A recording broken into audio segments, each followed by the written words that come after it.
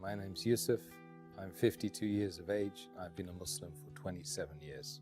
Ethnically, I'm from an Irish stock with a bit of English in there as well. Father was Catholic, my mother was Catholic, although only nominally Catholic. Didn't really take it that seriously. We didn't have any religious upbringing at all, no education in terms of religion, and we lived our lives as we saw fit, as our desires took us, we went. My mother and father used to give me some indications of what is right and what is wrong, but very, very little in the way of religious instruction, so we were free. Basically, I left school at the age of 15. I ran away from home at the age of 15. My father had already left home when I was 4, and the last thing I said to my father was, "Dad, you better leave because my mum doesn't like you anymore." You know, so that was the last time I saw him as a child, until I was 24. I went to seek him out after that. That was part of the journey for me to find myself, because once I'd left home, I started traveling a lot. I started broadening my horizons, meeting people. I'd always ask lots of very difficult questions, and usually people would, come back to me saying, "Why do you ask so many questions? You're so annoying. Get out of here," you know.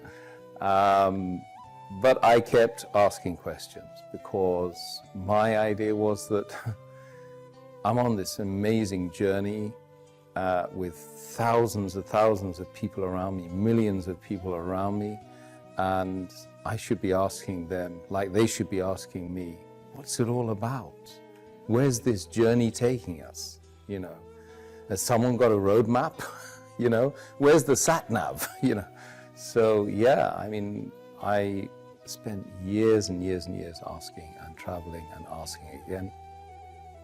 And I naturally, when I read books on philosophy or religions or the purpose of life, so I started to seek out those people that were writing those books. So I met the Christians, I met the Jews, I met the Buddhists, I met the Hindus, I met everyone apart from Muslims, by the way, because I didn't even know what Muslim was or Islam was at all at that time. I asked the Christian at least once or twice, and they said they didn't know who God was. I met some Hindu worshippers, and they weren't able to answer the simple questions about what the purpose of life was in a very, very simple, easy, understandable, digestible way. So I left them. I met the Buddhists, and I started doing Buddhist meditation for at least 3 months. I was doing, and it made me feel good, you know. So I didn't leave off the Buddhist meditation, but I asked the question. I popped the question one day, and I said to one of the guys who happened to be he happened to be white, Buddhist as well. I asked him, "What's the purpose of life?" So he was stirring his herbal tea at the time, and he got round 15 rounds of stirring, and they tried to answer the question. He said, "To contemplate the supreme nothingness." So I said, "I'm confused." Confused.com. And he's tried to justify why he had evidently mentioned a contradiction in terms. By any stretch of the imagination, it's difficult to imagine something that's supreme and yet absolutely nothing. So he tried to give me the Golden Sutras, and I started reading that, and I couldn't understand it. I didn't think I was a shallow individual who couldn't understand things, because I've been reading a lot. I've been reading Tolstoy and Dostoevsky, Russian authors, and very complex materials in order to try and find the purpose of life, not to try and be big and intelligent, you know. And so this book I couldn't understand. So I said, it can't be the truth, because the truth has to be easily understood by most of the people, if not all the people. So I left that. But I continued doing my Buddhist meditation. So I started looking into the Chinese philosophy, started doing martial arts, I started doing Tai Chi. I did Tai Chi for 3 years. I was still reading and every ism and every schism and every possible thing which would help me to try and find me, Tim. Who am I? You know. And it was a big struggle, massive struggle. So I went off and I was told that, you know, the top 5% of the world, they go to university. I got to Sussex University, studying politics and third world development, because that seemed really interesting to me. But it wasn't the paper, it wasn't the subject, it was the fact I was going there with this top 5% of the world sitting with me. So I got there and I was mortally disappointed, because most of them were just out to get drunk and have a hedonistic lifestyle whilst they were away from their family for the first time in their lives. You know. So I was there in the university, and I was pushing, prodding, poking everyone again and again and again, trying to find out what this life is, you know. And 99% of the people just don't want to talk about it. This is what I found. You got to find the 1%. And when you find the 1%, you don't want to leave them, you know. One day, I had a particular female friend that was told me not to bother calling her the day after, you know. So I went to the Islamic Society because I was so confused, and I had a real bust up with her and a fallout with her and an argument, and wanted to know why she kicked me out. Because she said, as she was kicking me out, something to do with my religion. And I happened to know she was a Muslim. So after all of these millions of questions and unanswered questions at that, you know, what led me to this faith was an argument about her religion, which she claimed to be following. So anyway, knocked on the door of the Islamic Society, and I found this Iraqi guy with his headscarf and a smile as well, kind of a nice smile. And I said, look, I've got a problem with my girlfriend. So he said, you got a problem with your girlfriend? I said, why? He said, well, she's Muslim, and she just told me that she didn't want to, you know, me to come today. So I want to know why. So he's kind of said, well, look, best thing I can do is give you these. Give me a pile of books. And he said, read all these. So I did for 2 weeks. I just read and read and read and read. I read about how to purify yourself as a Muslim, how to have a bath as a Muslim, how to pray as a Muslim, what's the history of Islam. I started reading some of the chapters, small chapters of the book, which they claimed was, you know, sent from God. And slowly but surely, the answers started popping up.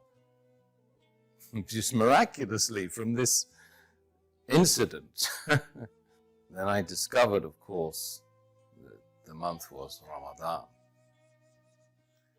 So, and I started to learn that these guys were fasting, you know, for 30 days. Not continuously, of course, but they were fasting the daylight hours of this month. And this month was about the coming of this book, which I'd been reading, the Quran. And it was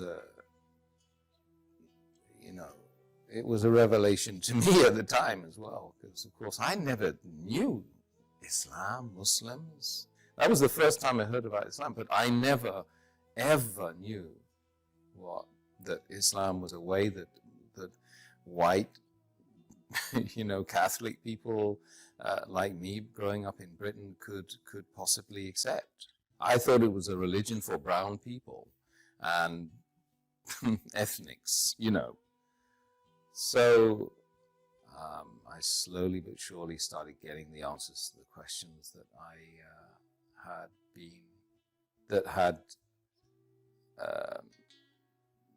been dominant in my life, you know, for that 10 years. And I couldn't sleep. Days and nights would go by where I couldn't sleep.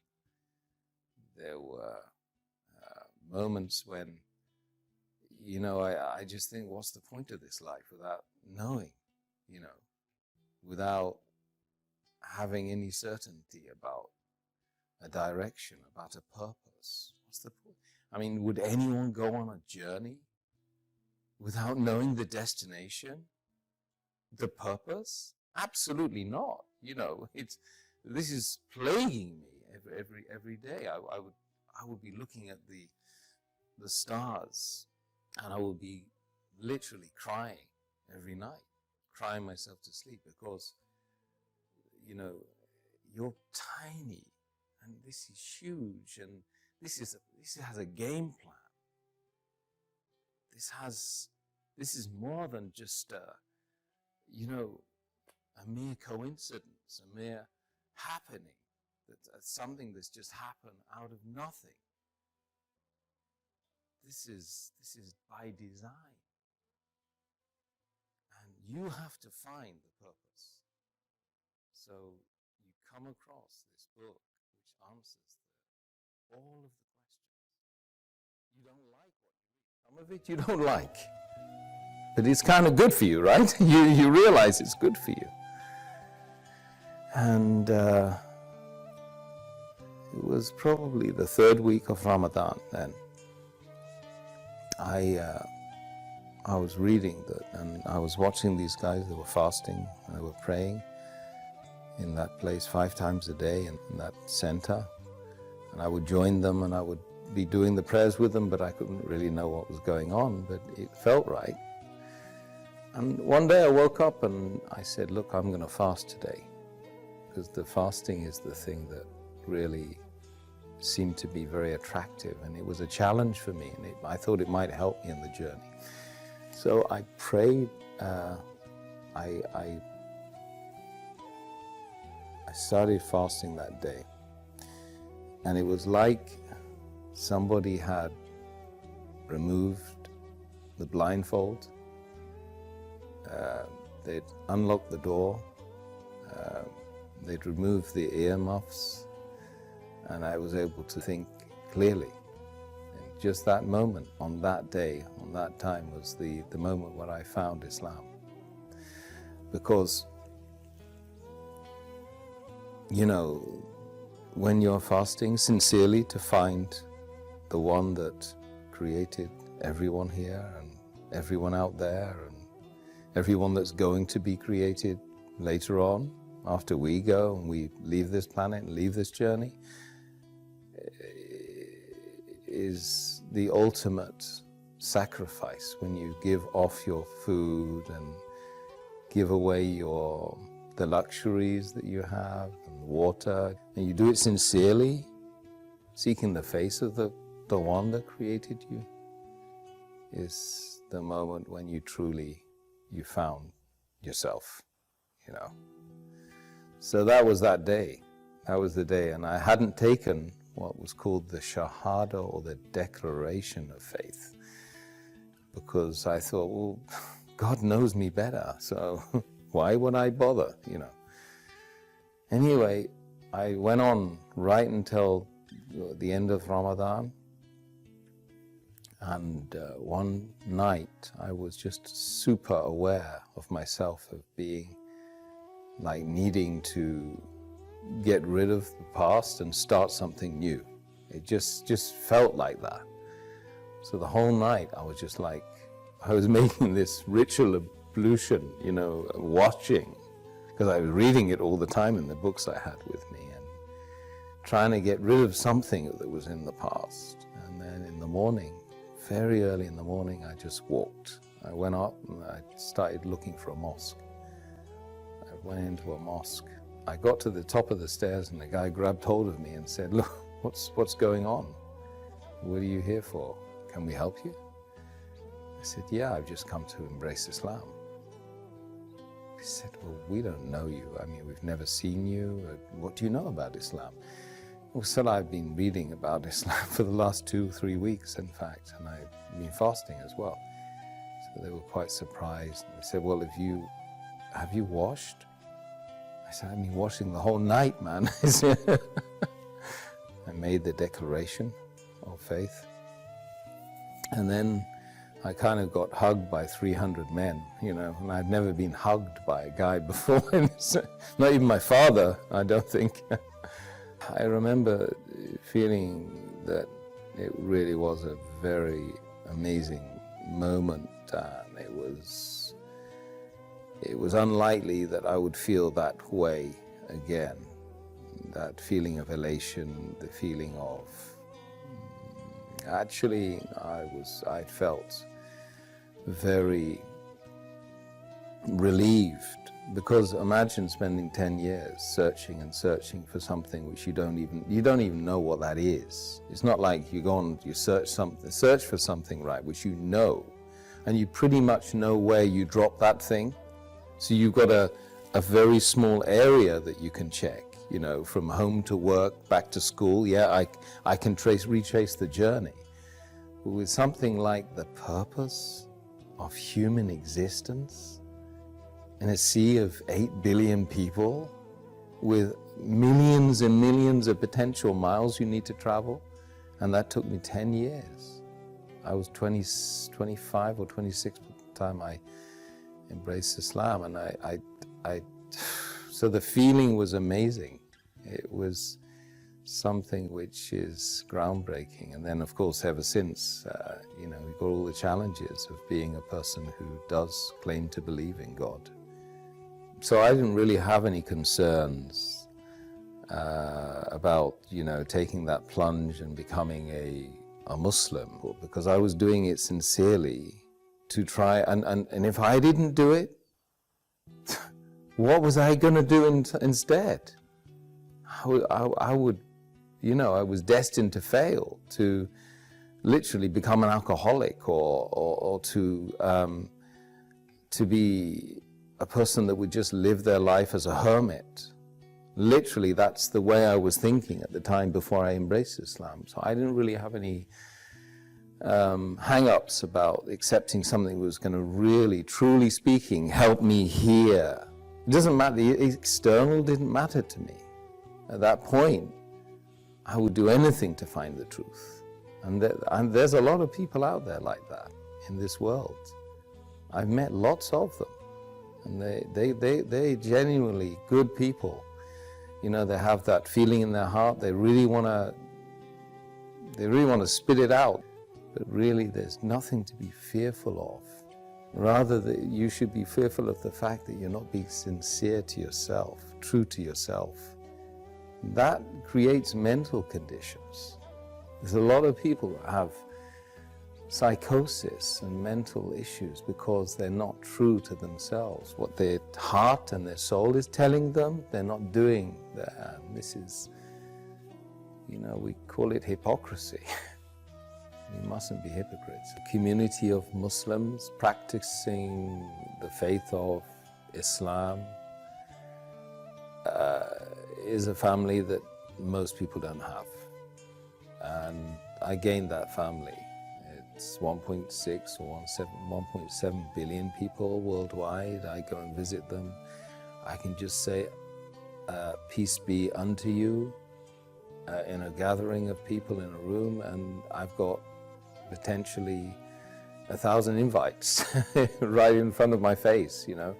If I go and pray in a mosque in wherever it is, Abu Dhabi or Kuwait or America or France, so that's the community that I never had, and I yearned that community. I remember when I married my wife, I said, I need to marry into a family. I need a family, because we increasingly in the world, not just in the Western Hemisphere, we're lonely.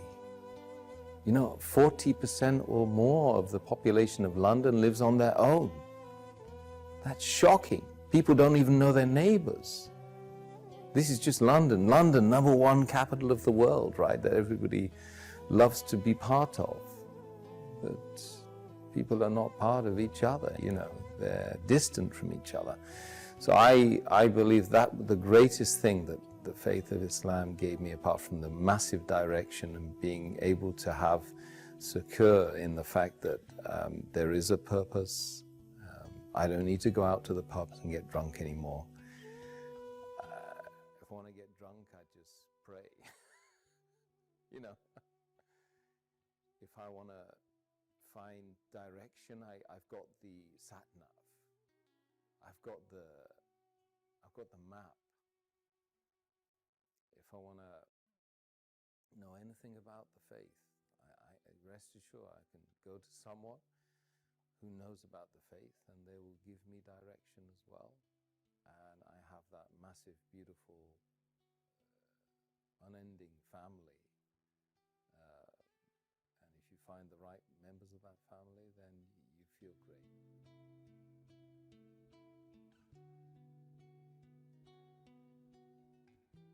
Let's just be brutally